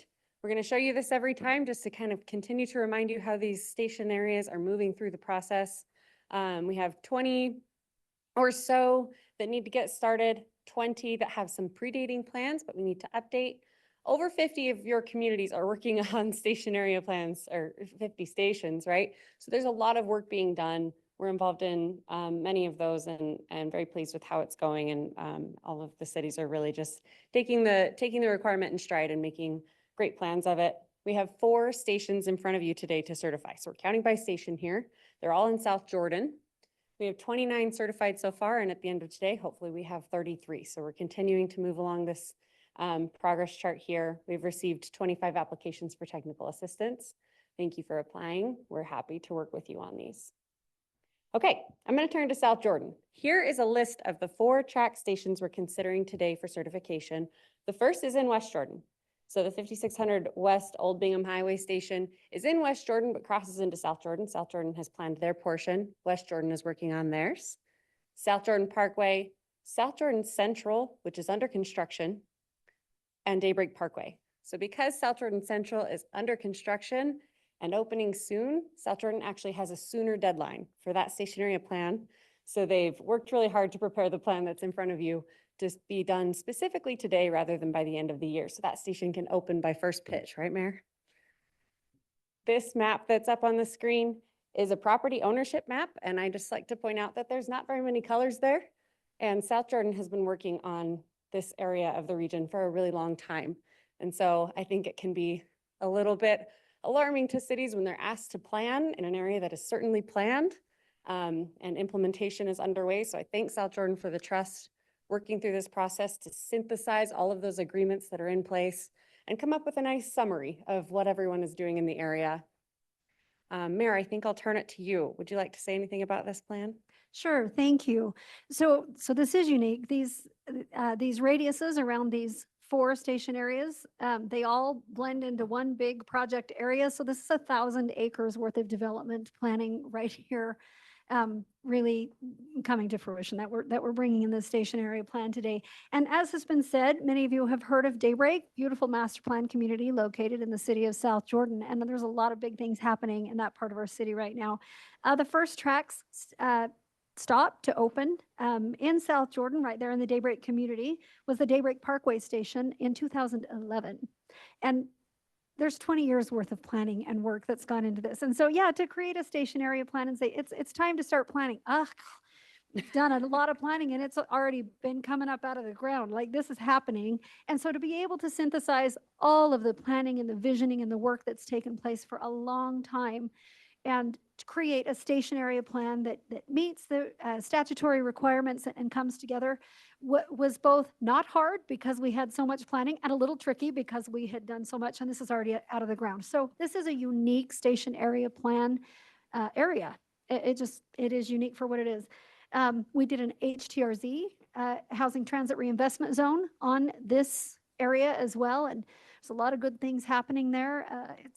It's going to bring about 9,000 total jobs to the area right there off the transit line. We've got a new ballpark getting ready to open in April. And if the station area plan today, if this is approved, then we will get the green light to open the new track stop with UTA, which we're really looking forward to, that will open right out onto the plaza where you head to the ballpark. So anyone from farther away that would like to come out to a game can just catch the red line and hop right on and right off, and it's easy. We are excited about this, but these are high-level things. The Performing Arts Center for the South Valley will go there. We've got a lot of great things happening, but there's far more technical to this than I'm sharing. This is a lot of high-level. This is the fun stuff, but it's been 20 years worth of work to get here, and we are not done yet. I actually have Stephen Schaefermeyer here. He is our director of our planning department at South Jordan City. Stephen, I'm going to see if you could take just 2 minutes to give a little more in-depth information about what's gone into this, because I want people to understand kind of what this is. Thank you, Mayor, and I'll be brief. It's a big planning area with a lot going on. We're grateful for our partners now with Larry H. Miller Company. As we look at this, the plans and the agreements that are in place, it's incredible how closely they align with the goals of station area planning, how it touches on all of the aspects of station area planning. And so it was good to go through that exercise and identify areas in which we can continue to partner and improve this area and build it out. This area was sort of leapfrogged in the development of the Daybreak area. And now we're really excited to be focused on this downtown area. And I don't know, Meg, you want to show the next photo? I think this is a good demonstration of how a community can change. This is July 2024 and January 2025. And this is just the phase 1, which includes 195 units. We're meeting more than weekly, almost daily, it seems like, with the Daybreak folks to work through all the issues that you can imagine come about by not only planning to open a stadium, but by building so much so close together to try to create a real center that can be a catalyst for the growth in employment and housing in this area. So I'm happy to answer any questions that you have. This area will be home to nearly 30,000 people by the time all is said and done. Just this area. Yeah. Not the entirety of Daybreak, not the city of Just South the Jordan. study area. Just the study area will become home to nearly 30,000 people. About 9,000 are there now. So this is well underway. Mayor. So for one, I'm certainly glad to know that when I go to a Bees game in South Jordan, I'm still going to be able to see the beautiful Wasatch Range in the outfield. Yeah, you'll notice there was a real effort to, if you go there, which we hope you will, and you're behind home plate, you will be able to see on a clear day as far as Mount Timpanogos. So there was a real effort to put anything that came out of the ground to the sides of that outfield so that you can see the mountains. How close is the track station? So the track station, you can see, yeah, the future track station, it will just drop you right off. There's a plaza that they're calling the America First Square, and you can actually enter the stadium through the outfield. There will be a team store there as you come in. There's a Megaplex Entertainment Center that's right across the street from that future track station. And so as they planned that, it was really important to create a very, very accessible way to get into that entire entertainment district by the track station. It's a very short walk. Like you'll walk Well, right what out onto the Beth- plaza. Beth and Carlton and Jeff, what I was thinking about was the fact of, should there be some type of placards or something in different train stations, if you take Layton, if I can use, the hometown, how long it'll take if you get on the train in Layton to get to the ballpark, because realistically, South Jordan seems like it's forever away. But yet if this is a 45-minute ride on the train or whatever, you may find more people that are riding, saying turn around. I know in Oakland, when the A's were in Oakland, I mean, you could get on BART and ride it right to the stadium, get up and walk in. And so, I mean, that's just a suggestion. I'll just add to that, the city's working with the Bees organization that as they do their ticketing, it'll be very clear how to arrive to the station or to the ballpark via tracks and other means. So. Commissioner. And then Mayor Zoltansky. I'm just really excited about the package deal you're putting together with transportation and tickets and everything else, all one big package. That's a great idea.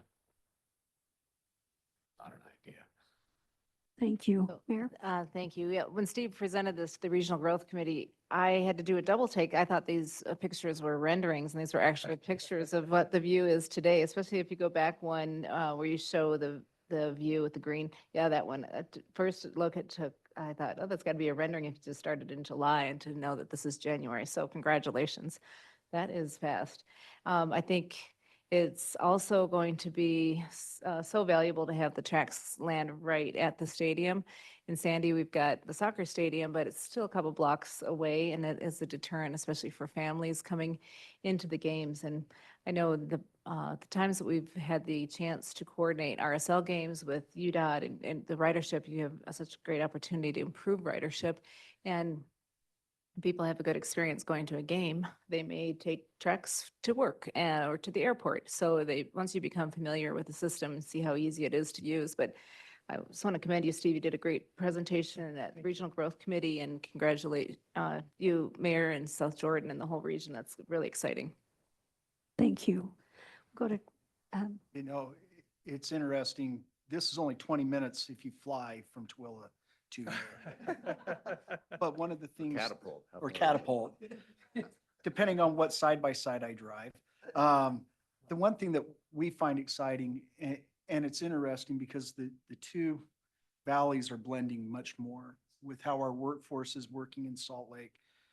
But the opportunity for entertainment, especially as we've gone from a small community that is growing up very fast and maturing, that this provides opportunity for our kids to have things that accentuate what's taking place in our valley. And it's not hard when you have the regional transportation plan. Backus Highway to here for us is for 35, 40 minutes, depending on where you're at in our valley. And so this is a great project. We look forward to supporting it. Thank you, Beth. Thank you, Mayor. And I really am enjoying the comments that are being made. I think as we are looking at, so I sit on the HCRZ committee, and one of the things that is real important about this is it's literally not just about the acreage, which of course is critical, but it's about the access to that location, certainly for transit, but also for any area that is being developed, whatever that might be. In this case, this is a ballpark, but in housing or any of these other components. And part of that is that active piece. Part of that is that connectivity in and beyond what the actual station provides. And as we continue to develop these station area plans, I think that this is going to this really going to be fine-tuned even better than when we first started in this particular development. As UTA started doing transit-oriented developments, they have now kind of transcended and gotten into the transit-oriented community piece. And that's the key piece to that connectivity as we move forward. And I just want to commend everybody who has worked so diligently on this and really embraced this whole concept of how we connect matters. And so I just wanted to articulate that, and I'm really excited to see this moving forward. So thank you. Thank you. Mayor Burton. I've heard some comments about how far that is. It's really not very far at all. It's really close. Our borders meet there. I have a question on go back to the other picture where the new track station is going. Yes, that track station on the right, is that where it currently stops now? Is there The another stop Track beyond that? South Station is currently where the red line ends. That is the end of the line of the red line. So this is right between the South Jordan Parkway and the Daybreak Parkway tracks stations. Okay. Yeah, this new one will be right in between them. And Between those two thank you to UTA for their partnership and the Larry H. Miller Company. And to the State Transportation Commission and to everyone who's been partners in getting this done, because we know it needs to be easy for people to access this. And for those who live here, this will be a more intense land use than anywhere else in South Jordan. And we've got intense land use. We've got whole pockets of that. But this right here will be the most intense land use, and it's the right place for it. It's on the tracks lines. It's got Mountain View Corridor right along there. And I want to thank Carlos and Ben and their team for the work on Mountain View Corridor. We want to make sure people can get in and out easy. There are additional entrance and exits right now being put in at Mountain View Corridor. There are, I don't know what the official name of the Texas turnarounds are. That's just what I call them. But that, whatever the fancy name is for those, I am too layman for that. However, those turnarounds are being installed right now on Mountain View Corridor. And this whole area has been planned with an effort to try to make it easy. Just a quick note of background. When the master development agreement for Daybreak was signed with the city of South Jordan, it was always planned that there would be some urban center, a more intense urban center in this area. And over the course of time, as ownership has transferred a few times of that property, that kind of went away. And there wasn't much as a city that we could do about that. And when the Larry H. Miller Company bought this land, they came and listened, and we said, here's what we'd like to see happen in that area. And our partnership with them and a lot of studies and a lot of market research has turned it into even more than we ever expected. And we never foresaw a ballpark going there. Or this whole project is going to be a key catalyst for our entire region. And we think the synergy with our friends in Harriman and West Jordan and Riverton and all of the areas around us is real. And it's something that our entire southwest part of the valley really needs. So we hope that you'll support this. It's been an immense amount of work, and we've worked with every partner that has any reason to touch this at all to try to get it done. So thanks to everyone for your efforts on this. And if I just put one last comment in there, last time I went to a ball game, I was trying to figure out why the baseball was getting bigger. Suddenly it hit me. Ba-dum-bum. That's it. Okay. Are you gonna What- torture us at your birthday party with all this? So Mayor, Yes, perhaps we please. need to hold a meeting down there to Well, I don't introduce us even know all if to it's it. possible. Like, probably this is not a good idea for me to say, but I think it'd be kind of fun to have a WFRC day at the ballpark and let everybody come to a game and bring whatever mode of transportation that exists that gets you there the best to come and see it. It really is going to be fantastic. And we support our friends in Salt Lake City and at the Larry H. Miller Company in their efforts to bring a major league ball team to Utah. We are big fans of that idea. And until that happens, this will be this minor league baseball here in Utah. And we hope you'll all come and enjoy it. With that, unless there's anything else, I'm going to ask if there's a motion. Mayor, I have a suggested motion, but maybe Okay. we should switch to the ballpark thing. No. Okay. No. Uh, Let's keep staff- this official. Yeah, staff has reviewed the station area plan and found that it meets the requirements of state code. We made a recommendation that Regional Growth Committee recommend to you, the council, to certify this plan. They made a positive recommendation to do so. So now we have a suggested motion. Mayor? I move to certify the South Jordan Track Station area plan. I can't tell who said that. Oh, Mayor. Thank you. Second it. Thank you. All right, we have a motion and a second. Is there any additional comments about this? I move you throw out the first pitch. And hit Mayor Burton. Yeah.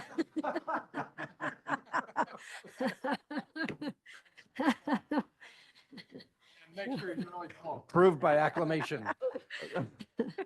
Oh my heck, you guys are all my favorite people. I love getting to serve with all of you. Okay, with that, our motion is to certify the South Jordan Track Station area plans, and we have a second. All in favor, please say aye. Aye. Aye. Any opposed? Thank you. 1,000 times, thank you. Thank you. Okay, it's good. Mayor, before I move to item number 5B, can I just make a little editorial?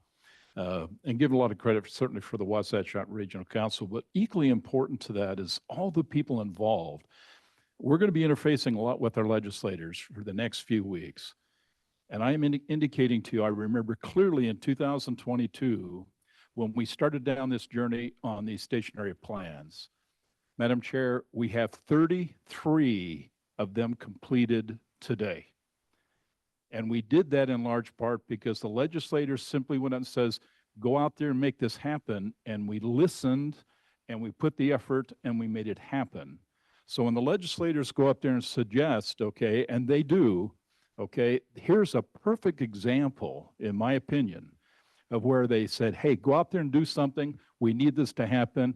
And the cities and counties, okay, and the Wasatch Front Regional Council stepped up. And today we have 33. Carry that message that we in fact have 33 of these done in such a short period of time. It does work. Just give us some time, okay, to put the effort into it and we'll make it happen. That's the best comment I've heard all day. Thank you. Please keep that in mind as you're interacting. This is exactly what part of our message should be because there's so much good work happening and 33 is no small task. I remember when we started this, we did the very first one, right? We did the first one. We started with Farmington and then we went to Roy and then I mean, this has been a process. Thank you to all of you and good luck to everyone else. A lot of you working on it. We've got the best team here at Wasatch Front Regional Council to provide technical assistance to help get it done. Yeah, thank you. Thank you, Okay, Madam Chair. go ahead. We also like to discuss the Wasatch Choice Vision Update process, which includes the development of the regional growth, or excuse me, the regional transportation plan. For the Wasatch Choice Vision, this is a year in which we will gather together, okay, and develop a preferred scenario. Done this before. The map is out. Map out how we plan to uphold the requirements of the package as we do a regional significant improvement transportation plans, and we're going to move this obviously to 2055. I'm going to invite Jory, okay, to provide us an overview of what we talked about last week and let him share the great message. Jory? Thank you, Mayor. Jory Johnner, Director of Long Range Planning here at WFRC. Thank you, Mayor, for the introduction. Andrew, Ted, as always, supplemental information as I'm going through the presentation if you feel warranted. Council members, feel free to jump in, ask questions as I go through the presentation about the Wasatch Choice Vision update. As you can see on this photo, might look familiar. It's our final workshop we held this last fall. This is Sandy City's table when we were at Murray. So today, take about 10 minutes. Who's Andrew? that person with a red hat? I don't know, Can't weird, right? tell who that is. No horse, though. Want to discuss with you for the next 10 minutes or so what the Wasatch Choice Vision is. We have some new members here, some new elected officials. So get everybody up to speed here in January, right off the bat with everything. What the Regional Transportation Plan is, or RTP for short, our high-level 4-year process, the process to update the Wasatch Choice Vision, the land use in the centers, and the RTP process and schedule for the next year. So with that, let's kick this off. The Wasatch Choice Vision, it coordinates your local land use aspirations and desires with economic opportunities within the regional transportation improvement. That did not come across right. It coordinates your local land use aspirations, the desired economic opportunities within the region, and the transportation improvements. So on the slide, you can see the tie between the RTP, the Comprehensive Economic Development Study, and your local land use plans. As we create the vision, we all identify 4 key strategies. We want to provide transportation choices for all users. We want to support housing options by responding to market demands. We want to preserve open space by providing access to our outdoors. And we want to link economic development with our transportation decisions within centers. So a quick look and overview of the RTP. It's developed on a 4-year cycle. It has a financial plan and it's fiscally constrained. It conforms to applicable controls, goals, budgets for on-road mobile sources, and it ties to your future land use plans in the Wasatch Choice Vision. It's divided into phases, each about a decade long, both for identifying when projects are needed and when funding is expected to be available between now and 2050. Our last plan was adopted in May of 2023. The RTP is the starting place for projects to move forward in prioritization of federal, state, and local funds. And you heard that from Ben when he was going through his update. So the Wasatch Choice Vision and Regional Transportation Plan begins by having us think about our communities today and how we want our communities to look in the future. So we also explore how we want to get around in the future through walking, biking, transit, and roadways. So we've just completed that step with you in our exploratory concepts step of our process. This was just completed throughout last year. When we move towards creating a preferred scenario of transportation projects that best fit the future land use, that'll be completed this year. And in 2026, we'll prioritize the projects, like I said, both based on need and expected revenues that year. And then finally, May 2027, we expect to have a plan in front of you for adoption. So kind of now that you have your bearings of what the Wasatch Choice Vision is, what an RTP is, our 4-year overview schedule. Any questions before I move on into some of the details of what's coming up this next year? Nothing? Good. So we started the work of collecting and updating land use and transportation this last fall at our workshops. So we held 8 fall workshops. These were in partnership with UDOT, UTA, and we met with all the local communities across the region. At the same time, we met with key stakeholders, including universities, large landholders, and other groups interested in transportation. And we received public comments through an interactive map for both land use and transportation.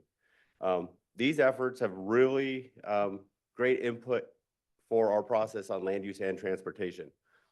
For land use comments we received, we'll begin following up with your local communities this January and February.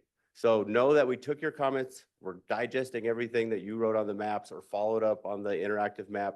We're gonna reach back out if we have questions or comments. Then in about February, March, we'll have a draft updated Wasatch Choice Vision available for review. And so we'll send that out to everybody to review with the idea that an official update will happen somewhere in the May timeframe. This updated land use, why it's important, right? Does it just make the map look really good? No. It's really important because it's going to help us with our population employment forecasts, and it'll help us refine our preferred transportation scenario next summer. So as we update the land use, know that those are tied directly to the population employment and our travel demand forecasts into the future. So any question on this, the centers or vision? Carlton? Joey, I was just wondering, often when I go somewhere, even though I know where I'm going, I'll throw Google Maps on just because frankly, it will show me congestion locations. And sometimes it sends me in a direction that I wouldn't have thought about that, and afterwards I think, oh yeah, that was a smarter way to get there. Do we have any way, Bert's group or somebody, of downloading the analytics from those maps to show or maybe UDOT gets that information to get, those points of congestions and times of days, because sometimes I think that would guide some of these conversations better. Great comment. I'm going to ask Bert to come up and help answer that.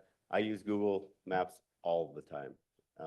And it gives me the same thing, right? Some alternative routes that I didn't even think about. Sometimes I try to second guess it, but I usually lose.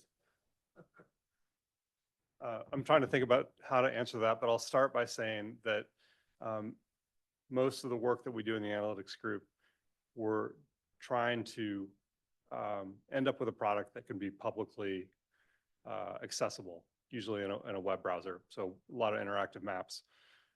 In terms of data sets, we have an open data site. The URL is data.wfrc.org. So in addition to trying to make a way for folks to access it easy, a tool essentially to view the data, we try to put the raw data out there. That's my intro. Was the question about the data that? But do you have a Google way Maps to has? capture from Google that data to sort of synthesize and determine it, or does that information already exist in, vehicle counters? Can I make just quick interjection? Because what I take, Carlton, from your comment is mainly essentially how well is the transportation system performing now? And then how does that inform the plans for the future about what modifications How do you need to gain be that made? data that is Right, very so that real we, and time we're and we're it's taking nature? in all of this information, including current performance and then projected future performance. I mean, yes. Yes.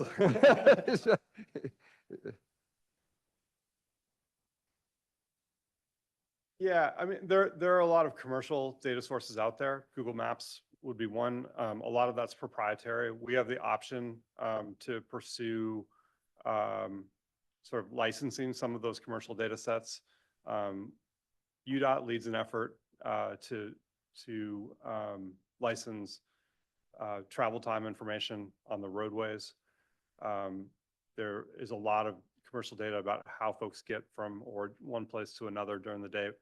These inform the modeling work that we do, but there are limitations on how we can share that licensed data from the commercial sector that's harvesting that, preparing products that we're subscribing to essentially.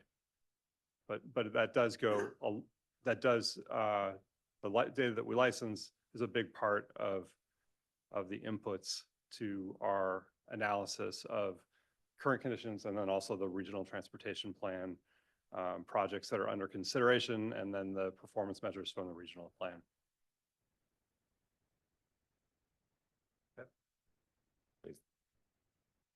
Ted, okay.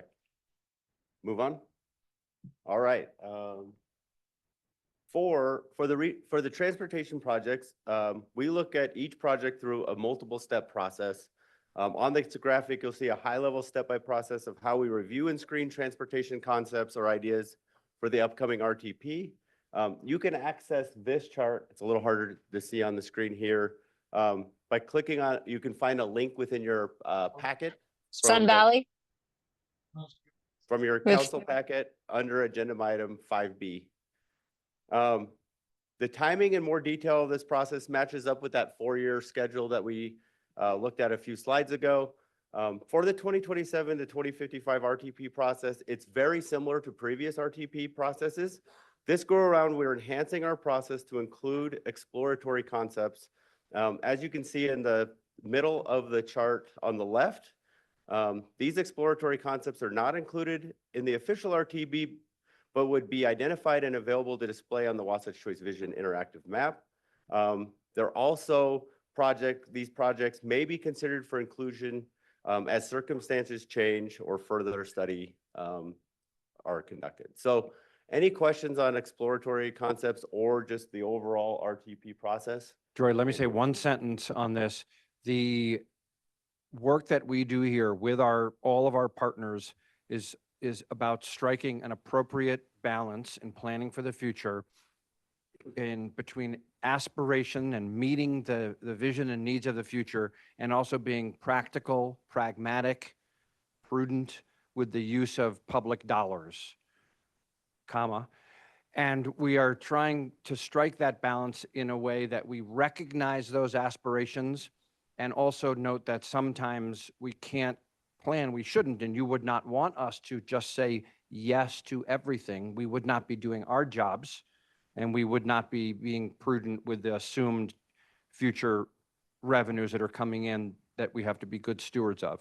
So this notion of exploratory projects and concepts is meant to recognize community desires about projects and possibilities for the future even though they may not satisfy the technical evaluation criteria to be included now in the regional transportation plan. It's all about striking that balance, period. That was a really long sentence with semicolons.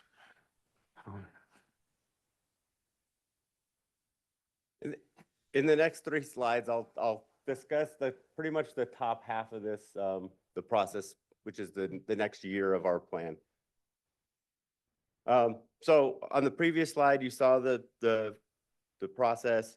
The transportation concepts we'll test come from multiple sources, as I had kind of alluded to a little bit earlier. The first place we're going to look is our existing 2023 to 2050 RTP. We want to review these projects, make sure they're still warranted, desired to move forward into the next plan. We have worked on a 2024 some strategy testing between WFRC, UDOT, and UTA that include ideas like a complete network of core bus routes, a network of bus rapid transit, local street connectivity over major barriers like freeways, roadways, and rivers, and a network of managed lanes, either HOT lanes or coordinated adaptive ramp metering corridors across the region.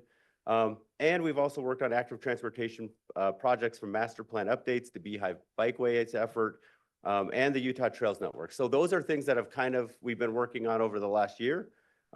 Mentioned earlier, the workshops and also the stakeholder outreach.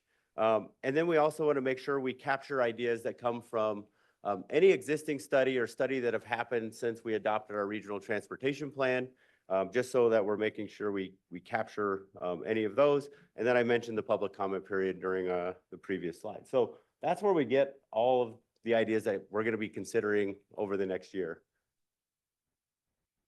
As you can see in this zoomed in version of the process, the first 2 steps highlight the exploring our future and developing a preferred scenario. The preferred scenario is a system of projects needed by 2055 for all modes, so road, transit, active transportation. Further down in the slide, you would see the phasing of those. So that's when we identify when they're needed between now and 2055. So we've worked closely with UDOT and UTA planning staff, the Regional Growth Technical Advisory Committee, made up of your planners. The Regional Growth Committee itself reviewed these last week and provided input on the preliminary and technical screening criteria for all 3 modes. These criteria, like I mentioned, will help us decide which projects move forward into the RTP, which ones will land in the exploratory concepts category, and which will not move forward at all. We plan to utilize this process starting next month and into the summer in really close coordination with UDOT, UTA, and our RGC tax. And then with the plan that we'll bring back to you all in the fall workshops, the preferred scenario to make sure we've got the right lines identified needed by 2055. After those meetings, we'll take that as our marching order to dive into the phasing, right? Another part of our process that we've enhanced is after we complete the technical evaluation on a mode by mode, right? They're fairly siloed. We want to review the interaction between each transportation mode. So we want to ask ourselves, do these projects complement or support each other? Do they conflict with another project? And do we need to make any adjustments because of A or B there? This will actually happen multiple times throughout our planning process. So I just wanted to bring that up, that we will look at how projects coordinate with each other. And then finally, like I said, we are going to start working on the financial constraint criteria this next summer, and we'll bring that to you all next fall with the intent that we'll start using it in 2026. So, Mayor, that concludes my update of the Wasatch Choice Vision and RTP. Anybody's welcome to reach out or ask questions now after the meeting. So. Perfect. I want to publicly thank Megan and obviously Jory for a great presentation. Pending any further questions, Madam Chair, that's our report. I just Have want any to say that questions? last slide was my favorite slide that she took off there. That was really good. Thank you. Okay, thank you. Thank you so much. Appreciate it. All right, we're going to turn to Commissioner Froer for the Wasatch Front Economic Development District update. Thank you, Madam Chair, Mayor. The Wasatch Front Economic Development District did meet in this past December. I wanted to give thanks to Marshall White with WFRC and of course Mayor Debbie Wynn. I was online, the vice chair. We had a great committee discussion. It started off with a discussion with Spencer P. Eccles. He's the chair of the Utah Rising plan that's put in place by the Salt Lake Chamber. Some of you may have heard about it. It's really a plan that looks at what in the state of Utah can be accomplished to encourage economic growth and development. And they really came up with 6 focus areas that in my mind make sense.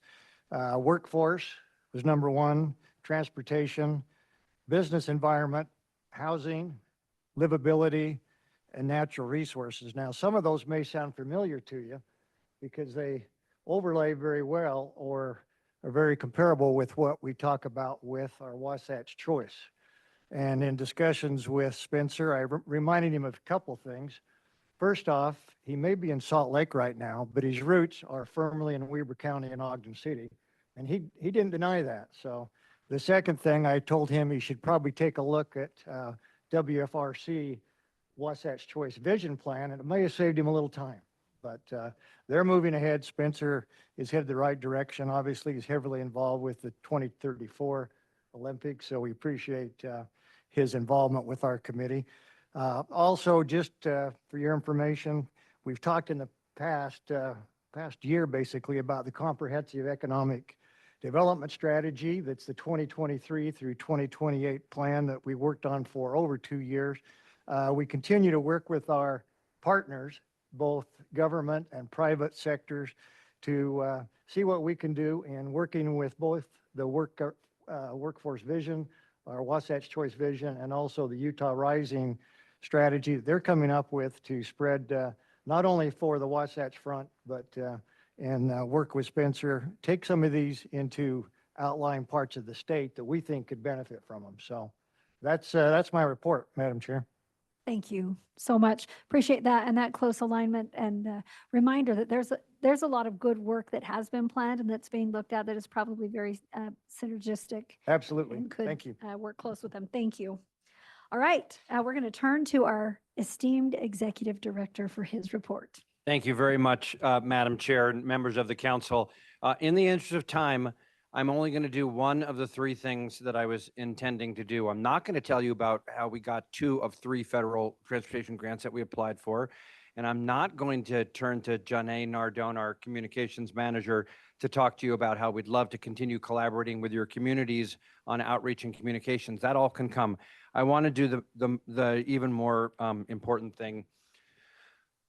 And that is, I want to recognize 2 of our amazing employees. You know, I get to do this at meetings where when we have employees that have reached a 5-year milestone with WFRC, we call them out and we express appreciation for them. And today is a big one, and you've seen them already today. Jory Johnner, is Jory still in the room? He's right there. 25 years at WFRC. And as if that wasn't enough, Ben Wuthrich, 30 years of service. Now, I couldn't possibly do justice to this, but give me 1 second per year for each of them, okay? Jory, you know, he is Director of Long Range Planning at WFRC. He and his team are super high performing, focusing on developing the regional transportation plans, supporting it with outreach and collaborative discussion and rigorous analysis. Jory is really a consummate professional. He sets a high standard for himself and for all of WFRC. He's also a really fun person to work with and have as a colleague. He loves to get to know people and work with them to solve problems. And his work and his management are really a big part of fulfilling our role as a technical expert and a convener. And he and his daughter, Sophie, they live in Syracuse. And then Ben Wuthrich, and again, you all know this, but he's our Transportation Improvement Program. I can barely see you, Ben, back in the corner. But Ben never wants to be in the spotlight, but he's our Transportation Improvement Program Coordinator. He does an excellent job helping your staff and your communities advance your priorities. And through his many years of service, he has just been a model of dedication to WFRC and to our partners and our communities. He's also a wizard at navigating processes and project development to maximize the effectiveness of the funding that we administer. He cares so deeply about the work and the people that he works with, and that's really reflected, and this is true of Jory as well, in the relationships and the respect in which they are held by local governments and UDOT and UTA and all of our staff here. Ben and his wife, Therese, have 6 children and several grandchildren also. And again, there's so much more that could be said, but you guys, I appreciate you so much. I have learned so much from both of you, both professionally and how to be and interact in the workplace and the integrity that you both bring. And so everybody, please join me in congratulating and thanking Jory and Ben. Thank you.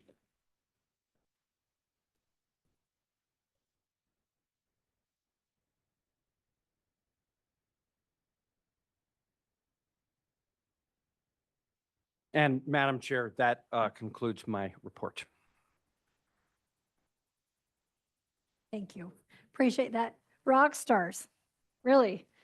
There's not much that's gone on that you haven't played a role in helping make sure it happens correctly. Thank you, both of you, for your years of service, really. And someday when there's more time, we look forward to more information about the 2 out of 3 federal grants that we applied for and received, and about the great work Johnny is doing and will continue to do with our local jurisdictions. Thank you. All right. Our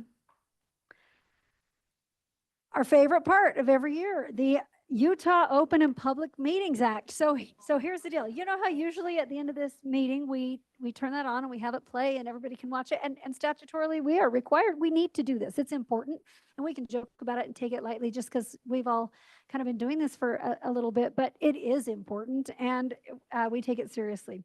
Along with that, we've been advised that we don't have to turn it on here. It can be sent to you and will be being sent to you. And you can watch the video.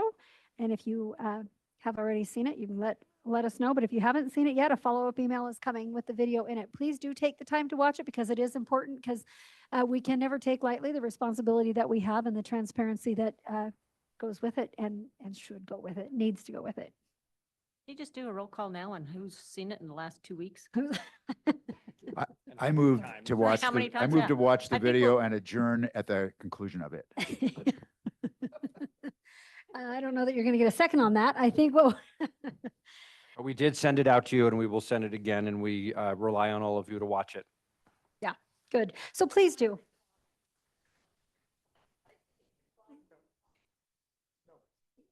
I believe the assumption exists that each of us will do our due diligence and watch it. Yeah. So thank you. Okay, unless anyone has anything else, our next council meeting is Thursday, March 27th, and I'll ask if there is a motion to adjourn. All in favor? Aye. All right, we are adjourned. Thank you all so much for the work you do. Nice to see all of you. Thank you, everybody.